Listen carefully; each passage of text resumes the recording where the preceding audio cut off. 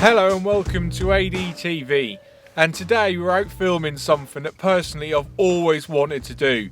I'm joined by Phil Spinks and Ollie Harper on the other boat, and today we're out targeting zander. We've been fishing already and I can say happily that I've caught one, so that's the first thing, all thanks to Phil, and I'm going to pick his brains a little bit about how we're doing it and what we're doing. Ollie's also been on the action. First fish of the day was a fish just over £8. I think he was thought that was going to be the average size. He slipped him back quite quick with a couple of photos, and that's been the biggest one so far. Phil's been on it as well. You've had pike, he's had zander. It has been all actions go. But like I said, it's time to pick your brains a bit, Phil, because you've put us on these fish. Well, we're fishing Rutland today, and I've never been here today. It's a huge, expansive water. How would you find, I know you've got a fish finder, you've been here before. Let's say if you didn't have a fish finder, what would you be looking for if someone's going to come out? If you didn't have a fish finder, I suppose if there's any structure, most of these big trout reservoirs have towers, and the towers can be magnets for fish.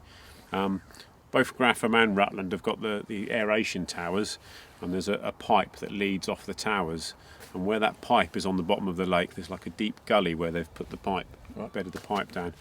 And that'll generally hold fish. It is difficult to find fish without fish finders, but you can just do long drifts with the wind, fishing under the boat, and you get lucky every now and again. I guess you do, don't you? Yeah, but you would say about that water movement. There's a bit behind us with the water that's pushing over that pipe, so that's a good area. The feature we've found today is there's an inlet of water on the bottom of the reservoir, and you can see the top of the water boiling, and they seem to love it. It's a bit like a crease that you'd find on a river if you were fishing a river, and we've had plenty of bites. All we've been doing today is just skirting round and round and casting lures at this boiling water. Has been good, and it is worth a quick mention. So you've got a really good fish finder. You were showing me earlier. You can see the lure working up and down. You've got that's a fish, that's this, and that.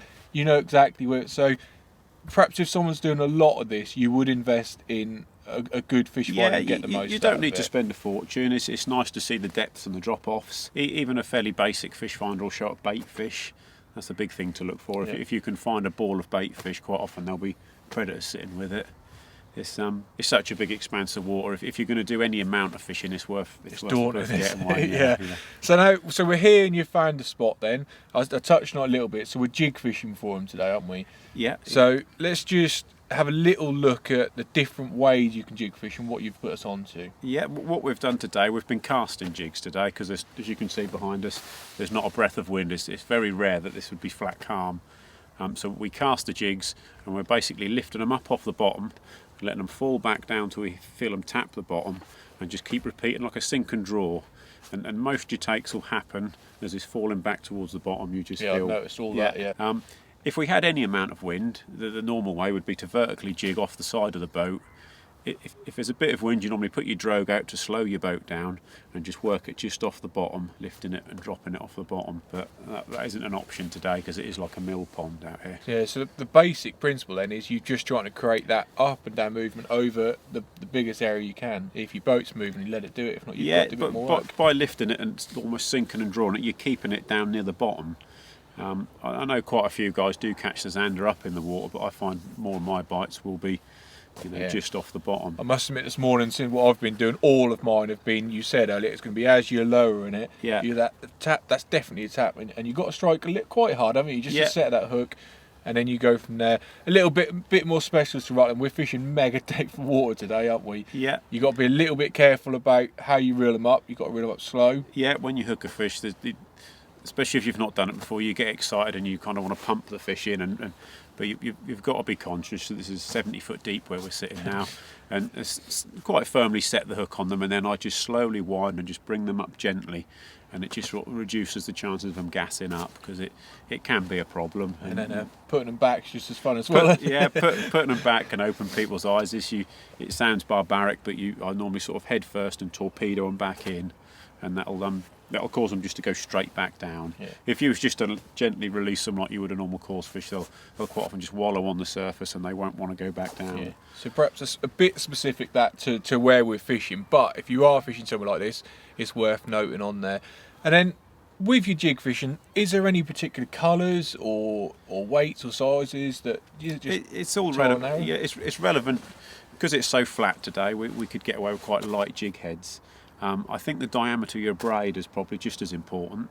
Keeping the braid really, really fine. I think I'm using 0.08 Really of a fine, millimetre, yeah. and it just means it slices down through the water a lot better. If we were drogue fishing, if your braid is too thick a diameter, the surface area of the braid, it will just keep pushing your lure back up in the water, Yeah. and you want to keep it down near the bottom as neat as you can. And I guess that kind of the weight of the jig head, you need to make sure that's enough to go down as well. And I like to use the lightest jig head I can. I think I get a better presentation on the lure. I find if I put 50, 60 gram jig heads on, it just seems dead. It just down. If you get it just so it flutters up and down, and by using fine braid, you can get away with a slightly lighter jig head. Okay. And I've noticed on your jigs as well, on all of the jigs you've set us up today, you've got a little, what we call a stinger on there, which is an extra hook in essence, isn't it, basically? Yeah, it's just a small treble hook on a little length of wire that's just attached onto the lure as well, because nearly all the fish you get are mostly hooked on the stinger. Yeah, all mine. Yeah, unlike a pike or a perch that will chase after a lure and come up to it and just inhale it, a lot of the zander will just almost grab them as if they're going to kill them first, and it's when they grab them, they quite often grab the tails of the lure, and the stinger's hooked in the tail, and that makes a difference. Yeah, and it's a difference between getting 10 bites and missing half of them. Yeah, I must admit that has been a big change. It's definitely something worth note. But I think I'm pretty eager to get out there and have another go. I'm sure there's more fish in it for all of us at the moment. But thanks for having the time out and chatting with us a bit about how to get the best out of your fishing. But it's time to put that into practice and get some more. Let's get on with it.